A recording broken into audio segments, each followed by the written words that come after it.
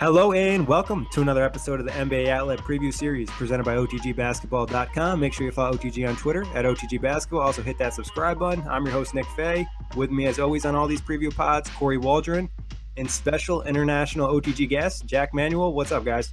Hey, man. Hey, Nick. Hey, Jack. It's a pleasure to have another person on the OTG podcast as we break down these 30 NBA teams. Great to be here, guys.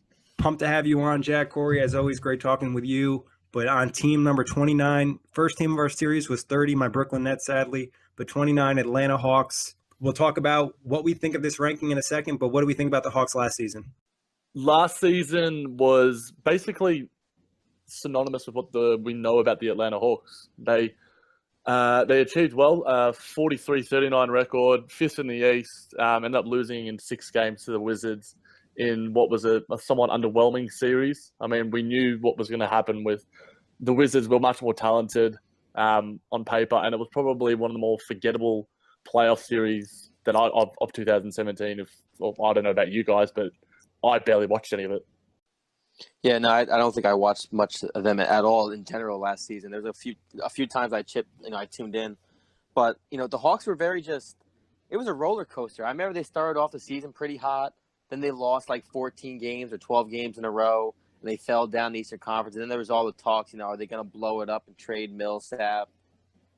It was a roller coaster, and at times it looked like they weren't even a playoff team, and then they looked like a playoff team. They ended up finishing right in the middle of the pack. It just shows, the type of talent that's in the East when a team can be up and down like the Hawks and still end up getting a 5 seed. But yeah, it's correct. It was bumpy. Crazy that they had 43 wins and got the 5th seed. And like you mentioned, I think there was one point in the season where they almost lost like 10 straight games. So yeah. They had stretches where they were terrible. They lost to our Nets, Jack. We saw them play them at the end of the season. They did not look like a playoff team. And, one thing for the Hawks, it was kind of funny because the rest of the league was doing so well offensively. They struggled on the offensive end. They were 27th in offensive rating, but they played good D. So they were 4th in defensive rating. That's why some people were like, maybe in the playoffs they'll do a little better. I mean, I remember watching that series and I was like, wow, why didn't Washington finish them sooner? I expected that series to be over in 5. I was pretty impressed, though, with what they did in the playoffs. They played probably better in the playoffs than they did at the end of the season, especially Dennis Schroeder. Yeah, I think building around Schroeder is definitely what the front office is trying to do now. And we were chatting about before we started recording that it signals where their future is going. And on that Nets game that you were talking about, Nick, doing a bit of research, it was on March 26th, and this Atlanta Hawks blog was actually saying that it was their biggest disappointment of the season. It was their 7th loss in a row. So, I mean, it was a good moment for us. It was one of the 20 wins that we got to see. So. Yeah. But, I mean, it's just crazy for the Hawks to be that type of team. And then not to mention 2 years ago, this is a team that won 60 games, a very good team. And next thing you know, they're all over the place. They added Dwight Howard last year. It didn't really work out. They traded away Jeff Teague in the offseason, went with Schroeder. And this year with the moves that they made, we'll talk about a little bit. It looks like they have a lot of confidence in Schroeder. He struggled at times during the season, but like we mentioned, in the postseason, he did have a solid stretch. What would be your highlight of the Hawks season? Definitely that 4 OT Knicks game. That was wild. Oh yeah. Where I think Millsap played like 60 minutes. Schroeder had like 15 assists. It was one of the few highlights in what is generally a pretty underwhelming season, as we seem to have come to the consensus of. But anytime a game goes past 2 OT, it's going to be like talked about in the Twitter sphere and stuff. And I remember 60 minutes in an NBA game. Like, I think it's 13 players since like 1983 that have done that. And like Paul Millsap, he's getting on. Like, he's like 32 or something now, isn't he? So to play 60 minutes for him is saying something. It's impressive. He was balling out that game. I mean, it's funny. I think I only watched like 2 Hawks games all season, and it was the one you just mentioned, and then the other one for me was when they played the Rockets. It was Dwight Howard's first game back in Houston after being traded away, and it's when Hardaway Jr. scored like 23 points in the 4th quarter of his 33, and he like outscored the Rockets single-handedly in the game. Yeah, it was a big comeback, right? Yeah, they were down by 20, and that's probably the highlight for me because Hardaway Jr. for the most part. Ken Bazemore for me was pretty underwhelming, and Hardaway Jr. was, he was a bright spot next to Schroeder and Millsap. Yeah, I think for me, for the bright spot, I think Torian Prince. He didn't get a ton of minutes early in the year, but then towards the end of the season, he started. He played some great defense for a rookie. I think he had some type of, record or accomplishment in the playoffs where he scored over 10 points in his first 5 playoff games as a rookie. Nobody's done that since, XXX. I don't remember the exact date, but, I thought he's a good player to have, and he kind of fits the mold of what they're looking for. They lost Amari Carroll, 2 years ago. They bring him in. He's a guy that he can improve his offensive game. He's going to get a lot of minutes this year, and he already showed he can play some defense. Yeah, they replaced him with a lookalike. DeMari Carroll. Like, it's pretty much like a great value DeMari Carroll. Yeah. And I mean, DeMari Carroll, we've got him now, Nick. So I mean, it also works out well in the NBA universe. But talking about Hawks, let's talk disappointments. What was the biggest disappointment of the last season for the Hawks? I think I just mentioned, disappointment for the Hawks in general was they weren't able to string together from January 13 to March 6. They never notched more than a 2-game winning streak, which I think was one of the worst in the league. So they certainly weren't going into the playoffs with any real momentum, as we've sort of been saying. And that loss to the Nets on March 26th, their 7th straight, was, as we mentioned, just the icing on a very terrible cake, so to speak. Yeah, for me, I'm going a player-wise. For me, it was Kent Bazemore. He Good just pick. inked a 4-year, $70 million deal in 2016. And then last year, he averaged, 0.6 points less per game, so only 11 points. His field goal percentage dropped. And he just, when you get that money, obviously we saw a ton of huge contracts go out in 2016 between Mozgov, as we mentioned last podcast, and, Bazemore. For all that money, you didn't get much for Bazemore in return. And that, just going forward, too, now that the Hawks are now locked into this contract, and Bazemore doesn't look like he's going to be a role player at best. Yeah, that one hurt. That one hurt, and it kind of saved a lot of other teams in the NBA because of, a lot of teams were interested in Bazemore, and he had a good postseason. He looked like, he was improving. He added that 3-point shot. He was an athletic guy. He played some defense, but last season, like you said, inconsistent. He didn't really improve to the level they wanted to see. And now they're just hoping that, maybe he can bounce back this season. But he was disappointment. Also, big disappointment, that was Dwight Howard. I mean, maybe not a huge disappointment for everybody, but a lot of the Hawks people expect him to come in and do a better job than he did. But by the end of the season, he was just so banged up, and he just didn't have the energy level and, that extra pop that we're used to seeing from Dwight Howard to really contribute offensively to the game. He still protected the rim a little bit, but he was slow, and he just wasn't the type of player that, Atlanta wanted to see after losing Al Horford. It's really a shame because Dwight Howard hasn't been able to live up to expectations for the last 5 years. And it's not even that he's a bad player anymore because, he's solid, but he refuses to play pick and roll type of offense, which he needs to hurts. just understand that he's in a smaller role and he's just not as good as he was. And he could just be that supercharged, center that does all the dirty work and he could really help your team. But like you said, he just doesn't really want to understand that. Yep.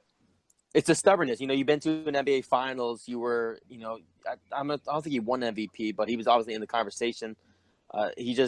He hit this plateau with the Magic, and just ever since he's been on it's maybe not a steep decline, but it's been a short decline. I mean, it's been a pretty good decline though, comparing to what, like you mentioned, he was in Orlando. He carried that team to the finals.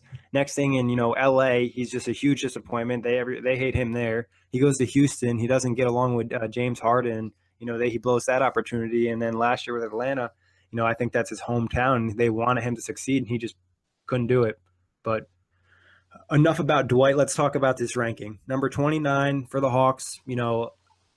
Like I mentioned on the previous pod, our writers come up with these rankings. This is over 20 guys and girls putting in their submissions, and we average them all together and come up with this. And the Nets were number 30 and the Hawks are number 29. What are your guys' thoughts on this ranking? I thought when I heard that, I'm like, I think the Nets have – it's odd to say that the Nets have more talent than someone going into a season, but I think the Nets have more talent than the Atlanta Hawks. I'm not sure what you guys think. We did. You're 100% right, yeah. Yesterday, we had the Nets above them for sure, just because the Hawks losing Paul Millsap, which we'll talk about a little bit later, is just going to be such a huge loss. There's no depth anymore. There wasn't any depth really to begin with. And they lost as much as that contract that the Knicks gave Tim Hardaway Jr. that I'm sure we'll be speaking about was horrific. He was, like Kory, like you said, he was a very important part of that offense, especially when Bazemore wasn't producing. And I think your issue now is, Schroeder now, he has to be the number one option as well as run the offense. Like Schroeder this upcoming season has a lot of pressure on his shoulders. On his shoulders, not Schroeder's. But he's got to do a lot this year. Like it's going to be crazy. Like I hope he does well. But, there's just not very much around a young guy at that who's he's becoming a top point guard in this league. And with little help around him, he's going to be asked to do even more than before. I think Dennis Schroeder could have a great season. The Hawks will still be bad because, like you said, he has to do so much. When you look at like who's probably going to start, it's just not going to be a lot of offensive help for him. They lost guys like Paul Millsap, one of the best power forwards in the league. Like you guys mentioned, Tim Hardaway Jr. Dwight wasn't great, but he still contributed. Even as someone like Thabo Sefolosha, losing him, which we'll talk about later. But a lot of loss on this team, and the replacements just aren't really that great. So I think 29 was a pretty fair ranking for them. They'll probably be one of the bottom 5 teams in this league. I just want to say it's fair, but I want to make it clear this is the worst team in the NBA. Like this is we got it wrong. The power rankings are wrong. Like the Nets are not worse than the Hawks, and we're gonna find that out this year. We shall wait and see. Moving on from the rankings, like I mentioned, we're going to talk about the additions and departures. Additions, they had a pretty good draft. John Collins at number 20. He had a big summer league. He was all over the place, throwing down dunks on everybody. What were your guys' thoughts on him? I think he's a nice addition. I think in terms of losing Paul Millsap, to replace him with a nice, and he'll probably, he's likely to come off the bench with some good minutes. And he was reading some summer league stuff. He was alongside Lonzo, Kyle Kuzma, Donovan Mitchell, and Tatum. He was one of the stars of the league. He really brought out, like you were saying, Nick. He threw down some dunks, and I think he's going to fit into what Atlanta wants and what their direction is. He'll get plenty of time to show what he's got, I reckon. Yeah, he's 6'10", he's 20 years old. His college stats, he was a 19 and almost 10 guy. We saw some nasty dunks in summer league from him, and he's very long. Oh, not at all. And he's very athletic. He's long. A guy like John Collins, you can tell that if things go right, he can actually develop properly. Him and Schroeder could be really fun in a couple of years. Yeah.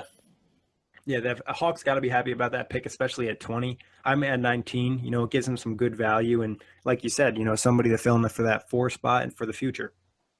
But moving on from him, they drafted Tyler Dorsey in the pick they picked up in the trade. 41st pick. This guy's a shooter. What do you guys expect from him? 2nd-round pick, spend a lot of time in the G League. Well, they need shooters. And he's played on the Greek national team as well, so he's got that sort of Euro flavor. So the Euro guys know how to shoot. I'm sure they'll be, behind Bellinelli. Bellinelli might even be a nice sort of mentor for him, sort of showing him the ropes in the league. Not that Bellinelli's had an outstanding career, but he's been around the locker room and stuff. So I think he's done some things. He's done some things. Yeah, he's part of a Dwight Howard trade somehow. And the headline piece to it, we'll get to it, but it just bewilders me that he is a headline piece to a Dwight Howard trade. As much as we have been hating on Dwight, Dwight and Bellinelli in the same sentence is like saying LeBron and Schroeder or something. But yeah, they need shooting. They don't really have. They lost Thabo, who was a good shooter. Tim Hardaway Jr. was by far their best shooter, so they need to plug that with a young guy. And I think Dorsey can provide some maybe some backup minutes if there's some injuries to say Bazemore and such. But I don't see him being a focal point in this offense. Yeah, he's obviously young. The one good thing is about the shooting. He never shot under 40% in college. So, obviously it's college and the line's a little bit farther back. But you like seeing shooters, especially on the fact that we're looking at this lineup and, there's not a lot of shooters on this team, like you just mentioned, after losing Hardaway. So he'll probably only get, 10, maybe 15 minutes a game. He'll probably see it sometime in the D League, maybe even majority of the time. But, it's never bad to try and, get lucky with one of these late second-round picks. The NBA is all about shooting now, so if you can shoot the ball, there's a chance you'll get in the league and have a big role. But moving on from him, Alpha Kaba, that'll be the 60th pick in the draft by the Hawks. He's a guy who's likely to be a draft and stash. Yep. That's probably the best way to put it in general. Yeah, not much about him. 60th pick, you never know. With these second-round picks, we talked about a little bit on the first pod. They could turn into some good things. But let's talk about that Dwight Howard trade. We'll talk about the additions part of it first. Dwight Howard in the 31st pick for Miles Plumlee, Marco Bellinelli in the 41st pick. Wow, just Miles Plumlee for Dwight Howard. How does I get wanting to get rid of Dwight Howard, but literally you get rid of one of your better picks and you get a worse pick in return, and you get two players who were below serviceable for their former teams in the Charlotte Hornets. Makes no sense to me, and I'm sure that they could have got something of better value. I'm wondering whether the market was really that bare for someone of Dwight Howard's ilk. I want to say to a degree, it was more that they just wanted to do the right thing by Howard. Yeah. I don't even think maybe it was the right thing by Howard, but just the fact that they didn't want to hold him hostage and keep him on, obviously a team that's not going to be very good. But like you said, this is not a good team. I mean, this is not a good trade because Dwight Howard is definitely worth more than a Miles Plumlee who barely gets any minutes and is at $12 million a year. A Bellinelli who's a little bit older and can just shoot. For the Hornets, it's the absolute steal. Yeah, pairing him alongside. Yeah, but still, I think pairing him alongside Kemba and with Clifford, who he has a prior relationship with, and in a system where the Hornets, and I mean the Hornets are sort of like a light version of the Atlanta Hawks were. But I think new environment and alongside a star. I mean, Schroeder's an okay point guard, but Kemba Walker's. It's odd to say, but he's one of the top point guards in the East, and he's an all-star. So I think he's fit. We all thought that his fit in Atlanta was okay to replace Al Horford. But I think if he gets back to, like you were saying, that pick and roll action with Kemba, I think they can develop a nice tandem there. And I think they can probably replace, the last year's Hawks in that fifth spot. I mean, but this isn't a Hornets podcast, but that just my opinion. I can see why the Hawks wanted to make the trade in the sense that they just wanted to get rid of Dwight. They didn't want Dwight around these young players, and they just wanted to get rid of him as fast as possible. And I mean, they just wanted to get rid of that contract. I don't know if it was a thing where they should have waited a little bit more for a deal, but maybe they couldn't get one. And I think, Dwight has a possibility. This is probably his last chance to kind of, bring back his career in Charlotte with the Hornets. But I wouldn't be surprised if he didn't, just because of the way his body's kind of falling apart, and just he doesn't really fit in the new NBA with his lack of ball skills and lack of shooting. Well, for sure, that's a big deficit. You do need someone that, and I think as much as we've been crapping on him, he still averages a double, and he still rebounds well. That's and one thing he's still one of the top 5, top 10 rebounders in the NBA, and that's going to be important. Teams like in Charlotte, where they probably lack that sort of, front court presence. Miles Plumlee for Dwight Howard. I'd take. It's a steal for the Hornets. One of the steals of free agency, in my opinion. But you have to look at it from the other perspective. If maybe the Hornets, it doesn't work out, and then they have to eat Dwight's contract for another year or two, and that just kind of locks up your books. And you have this guy who's immature, from what I've heard, and he's not a great locker room guy. So if he doesn't work out. You've got to remember too, is this a guy that Atlanta just signed last offseason? They were willing to trade their 31st pick and take on Miles Plumlee's contract to get rid of him. Yeah, but from the Hawks' perspective, there had to be more that we don't know behind the scenes. That's what I'm thinking. That's usually the case when you see something like this. Just think about it in the perspective of when you just see a player randomly get cut or randomly get traded, or it's just something you don't expect. And I think that was kind of the thing, that he just didn't work out and they wanted to move on and kind of set that culture straight. But enough about Dwight Howard. This isn't just about him. Moving on to the other trade they made. They received a first-round pick, Jamal Crawford, Diamond Stone, for a second-round pick. And they cut Crawford, they cut Stone, and they ended up with a first for nothing, for just having cap space and able to facilitate a trade. Great trade for the Hawks. Awesome trade for the Hawks. That. I mean, you ended up with no extra cap space and you got a draft pick. Yeah, they just had to buy out Crawford, and they probably weren't going to use that space anyway. So extra first is always good for a rebuilding team. Re-signing wise, re-signed Mike Muscala Ersan Ilyasova, two bigs. Muscala, I think they're both on pretty good deals. Ersan Ilyasova is a 1-year deal. He'll probably start the season at the 4 for them, so no problem with these re-signings for what the Hawks are trying to do. No, I think they're both really nice re-signings. I mean, as much as they're heading in a youth direction, you need some sort of veteran presence, and both of these guys will play decent minutes to support those new rookie additions that we've been talking about. And Ilyasova is quite a capable shooter, and Mike Muscala is sort of that Draymond Green type that can sort of do everything for you, to play a bit of defense, pass a little bit, shoot a little bit, get some rebounds. So yeah, absolutely agree. Yeah, I mean, these guys, on a good team, they're great role players, and on a rebuilding team, they're great guys for this time period before you become competitive again. And we saw at times last year, Ilyasova bounced around last year, being on 3 different teams, but everywhere he went, he shot the ball fairly well from deep. So it's not a bad deal for Ilyasova. And then Muscala, he's been there for the last couple of years, and you just bring him in to pass the time. It's not a bad deal for the Hawks. Yeah, he's Muscala's a bench guy that they probably could keep going forward because he shoots the ball well for a big dude. And Ersan Ilyasova, 1-year deal, he can't hurt you there. He's somebody who's going to play pretty hard for you and, like you said, shoot the ball. And the Hawks just need bodies to start and at least make the games relatively competitive. They're not going to make, re-signing Ersan Ilyasova is not going to make them win a ton of games, but at least kind of makes them more respectable. Right, Yep. and signing Ilyasova, it's only a 1-year deal. Say Collins pops off this year and has a really good rookie season. Ilyasova, maybe you let him walk next year, and then you promote Collins to the starting role, and you don't have to worry about having to trade a guy, move a guy's big contract. Exactly, it works out perfect. Then moving on from signings, they signed Dwayne Dedmon, from the Spurs, which I thought was a pretty solid move. Dedmon, did some nice stuff in San Antonio. Obviously, we always expect a drop off a little bit when anybody leaves the Spurs. But what do you guys expect to see from Dedmon in Atlanta?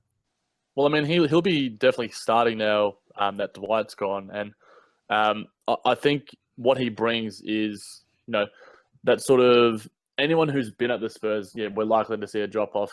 I think it's unlikely.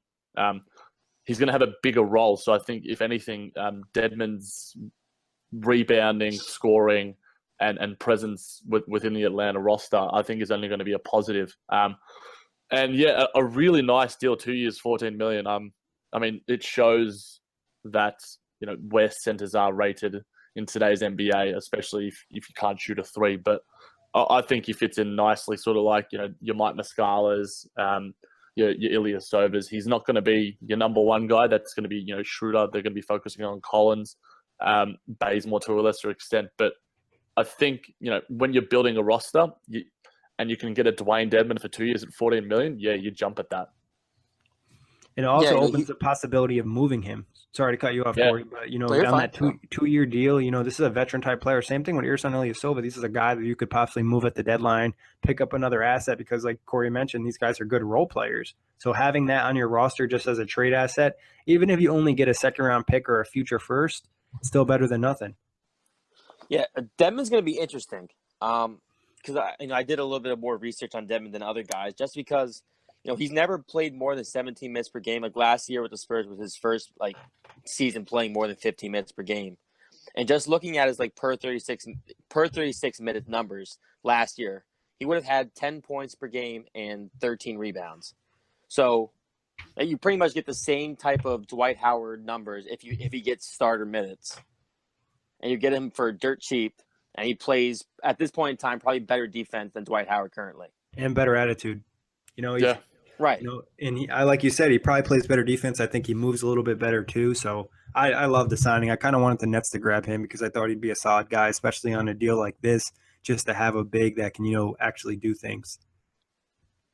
Yeah, we certainly lack a front court presence. The Mozgod can only do so much. So, you win some, you lose some. Exactly. And they also picked up Luke Babbitt. He's a great three-point shooter. He's not really going to do much other than that. He's been around the NBA for quite some time now, so he does have, he's a veteran presence, a solid guy to have in the locker room. Thoughts on him? Yeah, they need anyone that can shoot right now. Losing their best shooter in Tim Hardaway, as we've mentioned a few times. Babbitt's not going to have a huge role to play, but if you need a spark plug and some junk time minutes, someone to come off the bench and and shoot a trade for you, I think Babbitt's that guy. Yeah, he's a nice piece to fill, like I keep saying, to fill the passing time. He's a decent shooter. He shot 41% last year from three. He's not a very good rebounder, obviously, but he plays the 3 or the 4. So he's a nice player to have off the bench. Yeah, for sure. But let's talk departures. This is what really hurt the Hawks. I'm going to go through the list. We'll kind of go through each guy a little bit. Paul Millsap, Dwight Howard, Tim Hardaway Jr., Jose Calderon, Thabo Sefolosha, Chris Humphries, and not to mention they traded Kyle Korver during the season. So they lost a lot of big pieces, especially guys that, you think Atlanta Hawks, like Paul Millsap, he's one of those guys. They lost him, and that I think is going to have a huge impact on the Hawks this season. You're going to realize how great a player Paul Millsap really is by the impact that he had on the Hawks last season to just make them that 5th seed in the East. I agree, but I also agree with the fact that they let him go because. Well, yeah, that makes sense to let him go. I just think that he's going to be a huge loss in the sense that what he brings to the table. Absolutely, he's your jack of all trades guy. But to the max extent, he's a perennial all-star in the East. I'm not sure he'll be that when he heads to the West with Denver, but he was the focal point of this Atlanta team last year. Playing 60 minutes in that 4 OT game. He was what the Atlanta Hawks have been for the past 5-10 years in that Budenholzer system. When they're all 4 players won Player of the Week: Kyle Korver, Al Horford, Jeff Teague, and Paul Millsap. Paul Millsap, I think out of those 4 is probably the best player, and they've lost their best player. Any team that loses the best player off their roster is certainly going to struggle, but Dennis Schroeder is going to have to step up. Whether he can remains to be seen. It's crazy that 2014, 2015 season that the Atlanta Hawks were the 1 seed in the East, 60-win team, and that entire starting 5 is no longer together, and that was 3 years ago. It's definitely been a change of events in Atlanta, and losing Millsap obviously is going to be the biggest loss. And also just for the fact that Millsap's been there now for a while. He was obviously their best player on that 2014-2015 Atlanta team. They lose him. They get rid of Howard. You traded Korver in the middle of the season. It's probably hard for Hawks fans when you see all these guys that you probably got attached to and you saw winning basketball games go away. But this is how you rebuild. They weren't going to beat LeBron. We saw this. 2 years in a row, the playoffs, LeBron steamrolled them. Last year, they couldn't get past the Wizards. It was obviously time for a change. So letting these guys walk. Millsap is 32. Where you're really going to lock up max money in a 32-year-old player. It wouldn't have been smart, even if you wanted to keep him. Yeah, for sure. I mean, it definitely made sense to move on. It's just, I think, like you said, the Hawks fans, it's going to really hurt too because it's a guy that came from Utah. He wasn't necessarily a well-known guy in Utah. He comes here, expands his game, becomes an all-star, and he's kind of like their guy. And like you guys mentioned, he was their best player because offensively and defensively, he has a huge impact on the game, and he can do so many different things.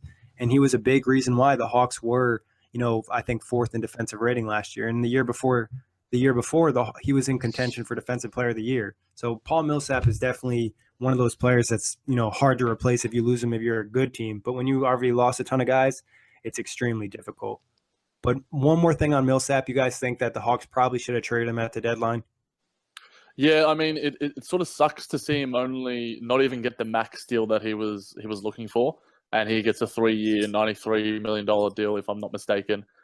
If the Hawks had have known that they could have got him for that, it's debatable whether you let him go because the Denver have got him. I think that 3rd year might even not be a player option as well. So they've got him to team option. Team option. So it's hard for Hawks fans to see that, like Kory was saying. But at the end of the day, I think Travis Schlenk, the GM, is about blowing. He's blowing it up, and he's going full on youth with adding some pieces around that. And I think ultimately, it's in 5 years' time, we might see the Hawks and Nets up the top of the standings in the East. Hopefully. Yeah, I mean that's what you have to do. You got to blow your team up. Go ahead, Kory. Yeah, and like you said, to the point, like should they have traded them? Probably, because if you trade Dwight Howard, you get Miles Plumlee and Marco Bellinelli and the late, in the middle 2nd round draft pick. you easily could have gotten a young prospect and a mid to early first-round draft pick for Paul Millsap. Yeah, definitely. Yeah.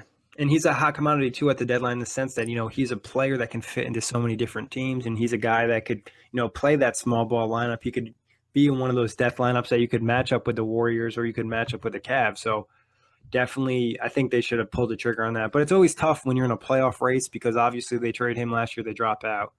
Moving on from other departures, we kind of talked about Dwight enough. They lost Dwight. It's obviously going to miss him in the center role, but I think that kind of helps the team. He's kind of moving him on was part of the rebuild. Another guy. Wait a minute, can I say one thing? We talked about Dwight Howard more on this podcast than like any of the major like networks. Like ESPN gave him, I think, like 30 seconds. So he got more than enough shine from us. Yeah, like the trade, when he was traded, like nobody even talked about it. The only thing they talked about was the Twitter part. Yeah, I was about to say, he was in the middle, and that was the more important thing. I'm like, Dwight Howard's like a former All-Star, former like top 5 player in the NBA, defensive player of the year. Are we like literally discarding him that much already? It just tells you how much his career's really changed. Oh, yeah, for sure. But moving on from Dwight, we kind of mentioned him a lot in this pod already too. Tim Hardaway Jr., this is a guy who had a pretty good year for them coming off the bench, and he started at points, give him that scoring pop. He signed with the Knicks this year. Are they going to miss Tim Hardaway Jr.? Should they have matched that deal? They definitely should not have matched that deal. I think that would have been like the easiest decision to make. Like, the Paul Millsap decision would have been, there would have been so much toing and froing. But when you see the Knicks go 4 years, $71 million, it's just like, okay, yeah, see you later. And the fact that the Knicks had him and then like they got him back, it's just the NBA is a weird and funny place, and it's part of the reason why I love it. But I believe it's the first time the Knicks re-signed their first-round pick in like 10 years. Wow, that's a hell of a stat.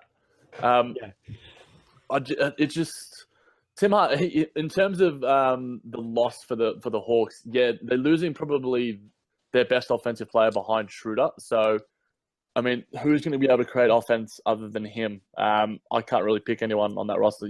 Bazemore might be able to do a few things, but like you guys were saying, he certainly plateaued last season. Can he get back to that form and sort of, fill the void that Tim Hardaway was sort of creating in terms of, especially that shooting? He's a very valuable commodity in today's NBA when you shoot lights out from three. Yeah, they definitely should not have matched the deal. This was the right move by the Hawks. $16.5 million per year is absolutely absurd for a guy who averages only 14 points per game.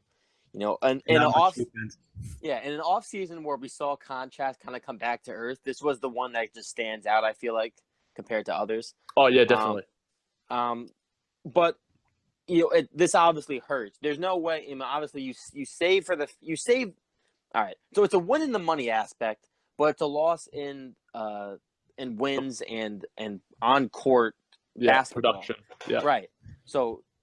For the future-wise, this was probably the right move because if Hardaway Jr. doesn't get better, like say he pulls with Kent Bazemore, he just plateaus at 14 points per game, then this is a god-awful deal for everyone for the Knicks. If he gets better, then maybe the Hawks made a mistake. But at this point in time, for a guy who's 25, how much better can he really get? And that's 70, whatever million over 3 or 4 years. This was a good move for the Hawks. It just sucks because, like we just mentioned, Kent Bazemore, Teron Prince, like these guys are going to be asked to do a lot more than they had to last year. Yeah, and I think like the Hardaway thing I'm not saying the deal for the Knicks could be completely there's a possibility where Tim Hardaway Jr. could become a player and live up to that deal. It's just a huge risk that they're taking. It's kind of like similar to the deals that the Nets have thrown out restricted free agents, but there's not as much promise with Tim Hardaway Jr. You necessarily haven't seen the things that you want to see. And there's also the fact that his defense is somewhat questionable. I think you made a great point, Kory. Like, it doesn't make sense in the money standpoint, but in terms of the Hawks' talent pool, it hurts them. But, it's part of the business. You can't overpay guys, and it's going to come back to bite you in the long run. Especially imagine if they had Kent Bazemore and Tim Hardaway Jr., both the huge deals, and they both suck. Oh, yeah. You be in such a cap hold, and think about what they got for Dwight Howard in that trade. If you wanted to trade a Kent Bazemore or a Tim Hardaway Jr. on those deals with the production of like Kent Bazemore last year, they'll get nothing in return. Just think about the DeMarre Carroll trade to the Nets. That's all you have to think about. DeMarre Carroll for pretty much essentially a first and second round pick just for the Nets to take him. So, I mean, that's just telling you where salary is going to be at such a premium, salary cap. especially with all these teams locking up big deals. The cap's really not going to increase as much as people has expected this year. Next year, I think it'll probably go up a little bit more, but there's not going to be many teams that have cap space. So it's a smart move by the Hawks, and it could really pay off in the long run. Another guy they lost, Jose Calderon. He played some backup minutes for them. We know Calderon's not the player he was at this point in his career. He's not very good. He can still shoot the ball. He knows how to play ball, but his lateral quickness and his defense aren't there. I think the big question is Jose Calderon going to be better for the Cavs than Deron Williams? That's the big question. Yeah, well, I mean, he'll probably hit more than one shot in a game, hopefully. Shots fired. That's a fair call. Tough to say, though. I mean, Deron Williams, what was the stat last year? The Cavs lost every game when Deron Williams didn't have a bucket, and he didn't have a bucket, and like almost every loss to the Warriors. Yeah. So go figure. And Richard Jefferson came out and said, like, whenever Deron Williams came on the court, the Warriors players' eyes lit up. And he said that on the podcast. Like, he didn't say that like in a like off wax. He said that literally on his road tripping podcast. So that's got to hurt for Deron Williams, I'm sure. A guy who also mentioned, yeah, and he mentioned that when talking to Deron Williams, when you talked about MMA or something else, he would get excited, but when you talked about ball, like he wasn't that pumped about it. So like it just kind of tells you a little bit about him and his disinterest. We're not to talk about Deron Williams that much, but we're talking about a guy who was a top 5 point guard at one point, and all of a sudden he fell off to being a bench guy that couldn't even score a basket in the finals. Yeah, it's been a crazy ride. Like, I still remember the game where when it was the New Jersey Nets and he lit up for like 55 points or whatever and had a ton of threes. Yeah, against the Hornets, I think it was. Yeah, and that Deron Williams has been long gone and dead. And it was crazy. There used to be a debate of Deron Williams versus Chris Paul. And now he's dead. It's like one of those like Michael Jackson versus Prince debates. But that's a legitimate debate that could you could argue about. Whereas Chris Paul was in our top 5 point guards of all time, whereas Deron Williams would be barely in the top 500. Yeah, true. Wow. I mean, moving on. Sorry. I'm being way too hyperbolic for my own good. But like, I've been, why not? We're on a podcast. You might as well be hyperbolic. Throw gas on the fire. So it's respectable. He tried to punch his coach in the face. That's true. I'm gonna segue back now to the Jose Calderon's loss. The only bad thing about losing Jose Calderon is the fact that there's not another point guard yet on this roster. They have the rookie he's a second-year player this year. Malcolm Delaney, he played a good amount of point guard last year. Yeah, he'll be playing backup minutes, yeah. But he's not a veteran. He's not really like an experienced guy that you're ready to throw out there for a ton of minutes. So, all right. I forgot about Delaney. All right. But they also lost Thabo Sefolosha, Chris Humphries. Sefolosha, he's been banged up a little bit, but he still gives you a solid wing. He plays good D. He can finish in transition. He's improved his jump shot. Chris Humphries, not really much at this point of his career. Where hasn't Chris Humphries played? Like, just like to be real, like he's played for the Nets, he's played for the Hawks, he's played for the Wizards, he's played for the Celtics. Like, you want to know how many teams? Do you want to know how many teams he's been on? I'm gonna guess. He's been on 10. I was gonna guess. I should have told you. I was gonna guess 9, so it would have been close. Are they all East teams? Actually, you're right. It is 9 teams because technically the New Jersey Nets became the Brooklyn Nets, so it is 9 teams. Yeah. That makes sense. Are they all East teams? Like, has he been to the West? He played with the Suns for 1 year and Utah for 2 years and Dallas for 1 year. Wow. Has he? I'm wondering where like he played on a third of the team in the league. I mean, he almost played on a third of the teams in the NBA.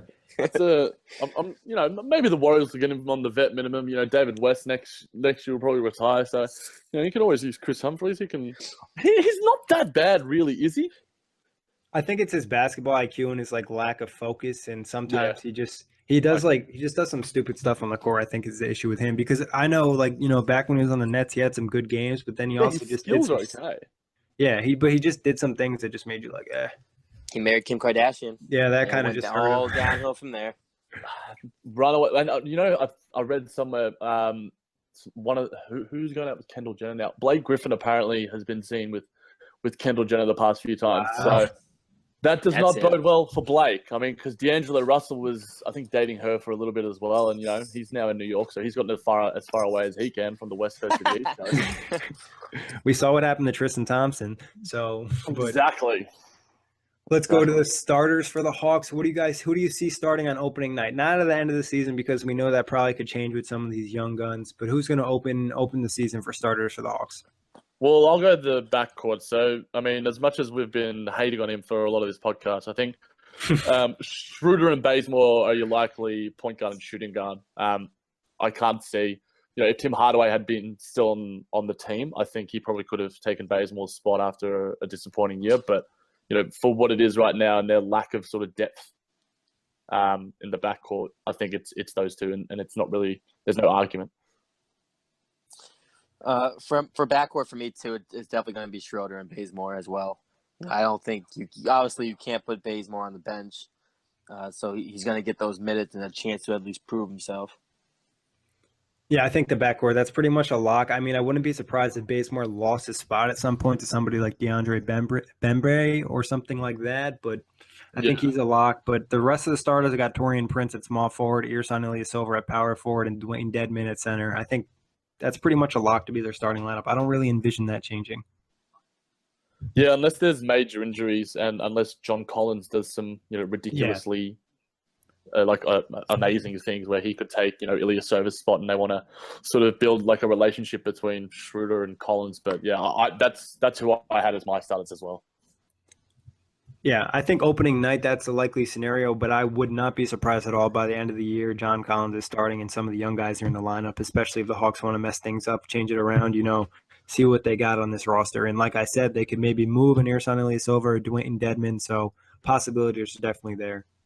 Yeah, I think, when you're looking at this team, you have to think that one, if not two of these guys, between Ilyasova and Dedmon, like they could possibly both be traded too. So exactly. Who do you guys have as a breakout starter for the Hawks this year? Breakout starter, I've got Taurean Prince. We've been hyping him quite a bit this podcast, and he had a great rookie year. And I mean, it's natural to see that progression from year one to year two. He's going to have much more of a role with the departure of Millsap, and I think he's got all the tools to thrive next year under Budenholzer. For me, I'm gonna say Schroeder, which is obviously the safe choice. I wouldn't be surprised if he averaged right around 21 to 22 points per game, and as many assists as possible. With I'm not sure who else can make a shot in this team yet. Around 7 or 8 assists, which is up from last year. I think he's my go-to though. Yeah, I think the argument for Schroeder is certainly one that's there because in that Wizards series, when we look back, there were some times where he bested John Wall, and John Wall is probably the best point guard in the East right now. So it's definitely a safe bet going with Schroeder. And I think Schroeder, what really impressed in the playoff series was his pull-up three. If that's something he can consistently hit, he'll be such a deadly player to defend because he is so quick and he gets to the rim at ease. So if they have to respect his three-point shot, that's a big deal. I think it's almost Lillard-like in a way. Sort of that pull-up three and that speed. If he can sort of be the East's version of Damian Lillard, then watch out. Yeah, he just needs to find the consistency. Not saying that I expect that to happen this year, but I see the potential and why the Hawks fans might be excited about that. I'm going to go with Taurean Prince though too. He's going to move. I mean, I think I could see him struggle a little bit early in the season because it's such a different role. Where last year he was the fourth or fifth option on offense, getting kickouts and easy plays. Now he's going to have an opportunity to make more plays with the ball. He's going to get the ball in his hands a little bit, and I think that'll allow him to improve. What about bench guys? Who do you think is going to step up for the Hawks this year? Look, it's really hard to sort of go to the bench, so I'm sort of clutching at straws here. But I think Mike Muscala is, one that we haven't really talked a lot about. But, in today's modern NBA where, Draymond Green's probably a top 10 player, and he's one of those guys that if he gets, 25, 28 minutes a night, and he just goes out there and is just asked to just give that energy and that hustle and just do whatever it is on offense, do whatever it is on defense, then I think he can certainly be a presence coming off the bench for the Hawks. Yeah, John Collins for me. Easy choice there. With the fact that there's with the big men they have on this roster, Ilyasova, Dedmon, Miles Plumlee. Whether or not they re-sign Chris Humphries was yet to be decided, which looks unlikely.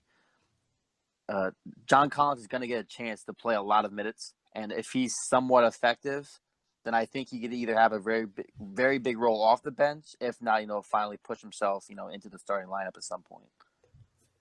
Yeah, I like Collins too. I think that's a guy who definitely can have a big impact just with the energy level. Kind of even what Jack talked about a little bit, energy level being so important in the NBA. I think John Collins could definitely bring that off the bench. DeAndre Bembry was somebody I had mentioned before. I think that's a guy who had a nice summer league, and we talked about it. The Hawks team just doesn't have a lot of guys that can create and score baskets.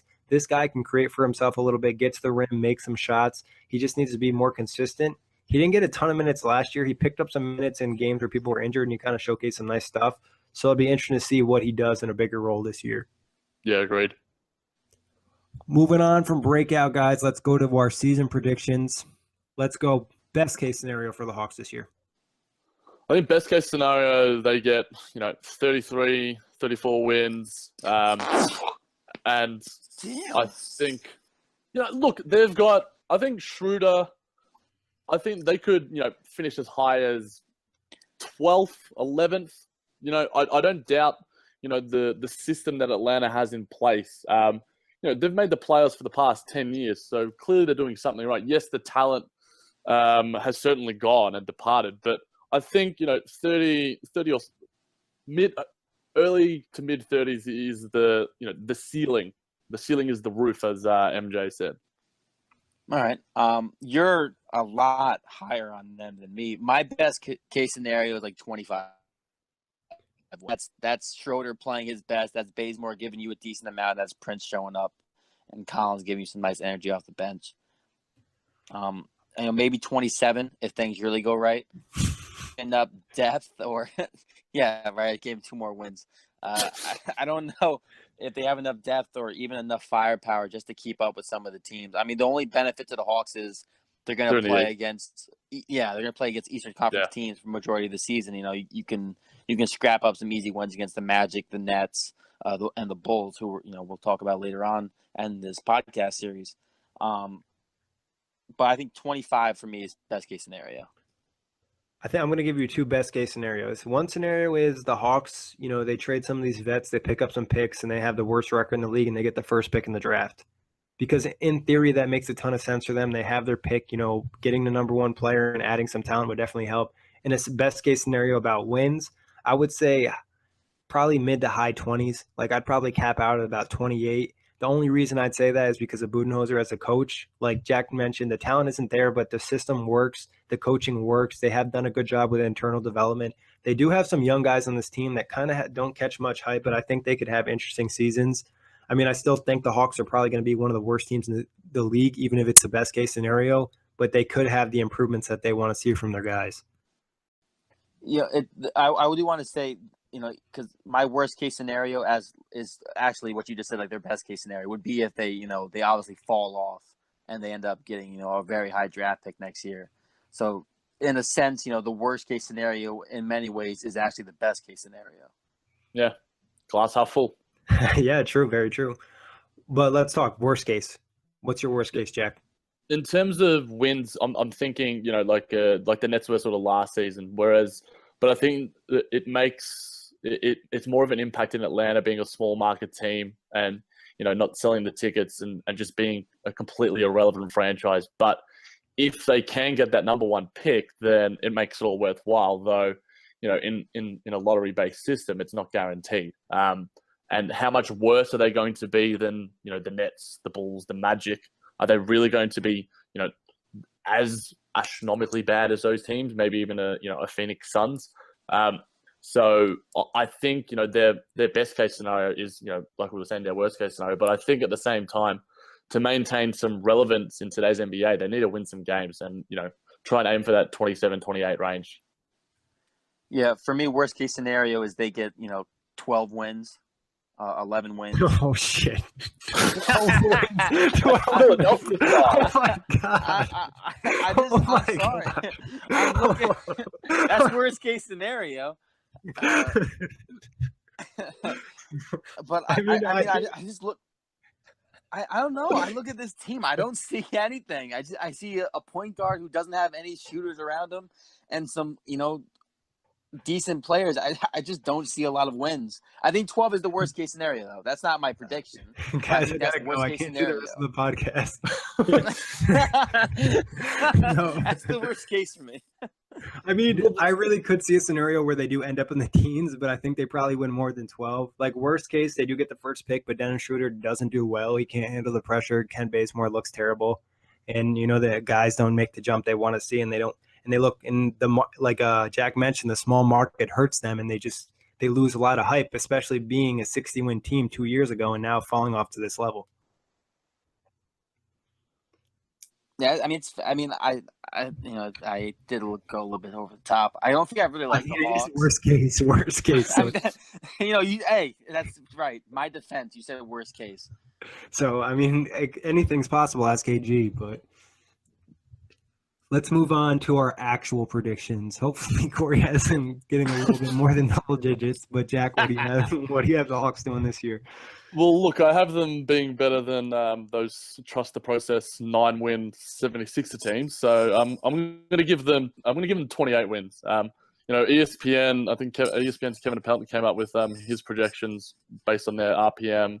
And he had them with 27, which I think is about the range. But I'm going to give them one more than that. I think 28 wins is their likely 28 and 54. All right. Well, so I'm giving them 19 wins.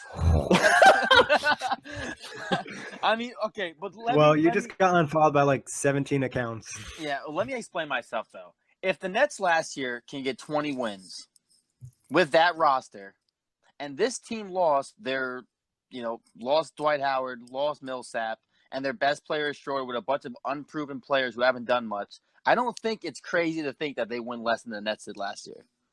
Well, I think you make a point is that they just don't have players that can really have done things in the NBA where you're like, are these guys like really solid above average NBA players? They have a lot of guys that have NBA talent, but they're not at that level yet. So, I mean, I think they're going to have a bad season. And let's just say this. Say Schroeder gets hurt, this team may not even win. That's worst case scenario. Yeah, that makes your 12 win scenario more likely. If Schroeder were to get hurt in that instance, they wouldn't have anybody to run the point. They'd probably have to make a trade to just keep the team kind of smooth running, or just somebody to run the show, or even sign a veteran off the market. Get Nate Robinson on board. Bring back Nate. Honestly, at that point, that would sell seats. It would absolutely sell seats. I'd fly all the way to Atlanta for that. Imagine. But my actual prediction for the Hawks is going to be low 20s. Probably 20 to 23, 24 wins. I think that they'll probably win some games because of the system. They'll play pretty hard. The East is pretty bad. They should be able to squeeze some out. I would not be surprised if they didn't hit 20, like Kory mentioned, because I didn't even really think about, like, if Dennis Schroeder gets hurt, which he has gotten hurt in the past because he is a smaller guy and his usage rate is going to be through the roof. That could be a real issue. Even someone like Bazemore or Torian Prince or Ersan Ilyasova or Dwayne Dedmon, these are all guys where they don't necessarily have great depth on that bench to really come in and bring another guy in. Yeah, absolutely. It could be a rough year for attendance in Atlanta. They already have, not trying to hate on them at all. They just have bad attendance as it is already, and they've had struggles even selling playoff seats when they were the 60-win team. So it just kind of sucks for the Hawks and sucks for that organization because they had such great success, and then it just came down so fast. Yeah, they've got like a really great history with Dominic Wilkins, and from what I hear, and they have one of the best team Twitter pages going around as well. Their team Twitter page is fire. But moving on to another social media thing, The Truth.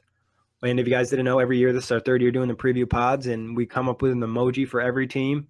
For me, the emoji for the Hawks is going to be the sad face with a crying tear, just because it's going to be a sad season for the Hawks because they're finally going to lose the last piece they had of that 60-win team, really, in Paul Millsap, and it's just going to be another rough year for them after having 10 years of success, like Jack said, of making the playoffs. I want to go somewhat more optimistic than you, Nick. I think similarly, mine does have a tier on it. It is, as Emoji Peter describes it, as the disappointed but relieved face, because they're building something now. There's a direction. They weren't really going anywhere in terms of competing for a championship, competing for the Eastern Conference Finals. Whereas when you blow it up, you see what's happening with the 76ers now. Everyone's talking them already to being a playoff contender, and Markelle Fultz and Ben Simmons haven't even played a game. So I think that's more optimistic about the Hawks than many people. Just because I'm so low on the Bulls, that's probably why. All right, so the emoji for me is going to be the emoji dumpster fire. It's going to be the one with the bandage around his head, and it's I think the Hawks are going to get beat up a lot this year, so I'm just expecting them to be on the side of hurt and losing a lot. Kory, what's your Twitter at real quick so we can let these Hawks fans know? I'm glad we didn't get this Hawks guy on that I asked to be on the show, because, man, he would have left mid-call. He would have been like, yeah, Kory, peace. It's not the first time the Hawks Twitter has hated me, so. I mean, it's not like it's completely out of the picture, and it's not like, I think, it's kind of funny because I'm thinking the Hawks are going to do so bad because they lost so many guys and the lack of options on their roster. And then I just think the fact of losing Paul Millsap is so big that's just like a huge loss. And Hawks fans should kind of accept that because they've been hyping up Paul Millsap so much for the last 2 years. And I'm not saying he doesn't deserve it, but you have to realize that you guys said he does all this stuff and you have no one to replace him. Obviously, it's going to hurt your team a lot. Tremendous. I agree. For sure that the loss, it's they may never find. I mean, all right, maybe not never, but they'll have to find another guy like Paul Millsap in the foreseeable future. You don't get a Millsap all the time. Like, those players are rare. There's a reason why there's only so many All-Stars in the league. Exactly, and somebody who just fits so well and somebody who does so many things so well. But moving on to the League Pass rating, where do you guys rate the Hawks this year, 1 through 10 on League Pass? I'm just waiting to hear Kory. Can we do negatives here? Because I think Kory's going to do like -7 or something. I really was thinking. Look, I'm not going to be going too great either. I'm going to 2, maybe a 2.5. There's not much reason to sort of tune in unless I can't actually think of a reason why I would go out of my way to watch a Hawks game. Really. Unless like they might be doing like a Tinder night and there's some stuff going on. Yeah. In the crowd, that's always fun to check out. But yeah, I'm not gonna be watching many Hawks games. I'll just say that. All right, so I'm thinking between 0 and 1, right in between that area. That's where I'm going. Probably 1. I was about to say, like, where's the decimal point? Is it like above a half, above 0.5? Yeah. It's like 0.7 because they're going to play the Pacers, so I'm going to have to watch that, and they're probably going to play a couple other teams they're going to end up having to watch. So right around 1. I guess I'll give them a 2, but remember, as I mentioned on the previous show, I have a skewed scale. The Warriors are a 10 and nobody is a 9 because they're so much better than everybody else. So everybody gets pushed down 1 extra notch. So I got the Hawks at 2 out of 10. Yeah, I think that's fair. I like this scale you got, this new scale. I think it's due because the Warriors are just, I'm going to get crazy and say they're just like the best team that ever existed in the NBA. And we're going to realize that in like 20 years from now and be like, wow, they had Kevin Durant and Steph Curry on the same team. Like, when does that happen? And their third option was Klay Thompson. Yeah. And they have this guy, Draymond Green. Who was like the best defensive player of his generation almost, always. Oh, yeah. And then Andre Iguodala. Don't worry about him either. Like, but we'll save the Warriors. Maybe we'll give them like a 3-hour preview because they deserve it. But yeah, there'll be like 9 OTG writers probably wanting to get on that one. Literally, like the whole staff. It's like we go through every person. This might make sense on the Warriors. But let's finish this one up real quick. The Hawks aren't that bad. We can at least give them our attention. What show would you – all right, I got to question this right. You would watch the Hawks over what show? And it has to be like a show that you kind of relatively like. So like I don't mind a bit of trashy reality TV. So I'm gonna go like maybe like Real Housewives of Atlanta or like Keeping Up with the Kardashians. I feel that's kind of relevant with the Humphreys factor, the Atlanta factor. But like if we're talking like cooking reality shows, there's no way I'm like giving up Chopped or Top Chef for these guys. I just like how you said Real Housewives of Atlanta. Like you had to pick Atlanta. Has to be Atlanta. Can't be New York. Can't be.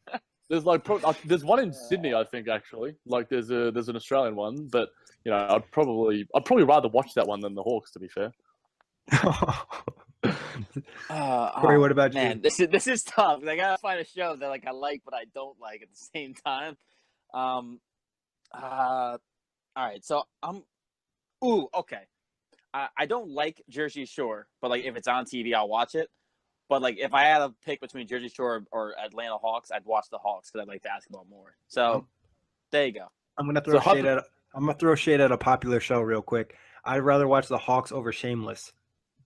Oh, come on! Ouch! You don't like trash? Attack me. I hate that show. I deal with enough bad problems in real life that I don't need to watch that happen to people for 60 minutes. Like, I mean, honestly, that show is like a show about. I mean, not dirtbags, but like pretty much. It's just a bunch of nonsense. Frank the drunk. Like, drugs and sex and everything else. Yeah, okay. So it sounds like that's Jersey Shore anyway. A good pick. It's good for our younger audience. Don't watch Shameless. Watch the Atlanta Hawks. They might play bad basketball, but they run a good system. But that'll be their tagline for the upcoming season. Yeah. We don't have talent, but we play ball the right way. Nothing shameless about us. That wraps it up for today. Jack, happy to have you on for your first show with OTG. Kory, as always, great to have you on. As always, thanks everybody for listening, and hit that subscribe button.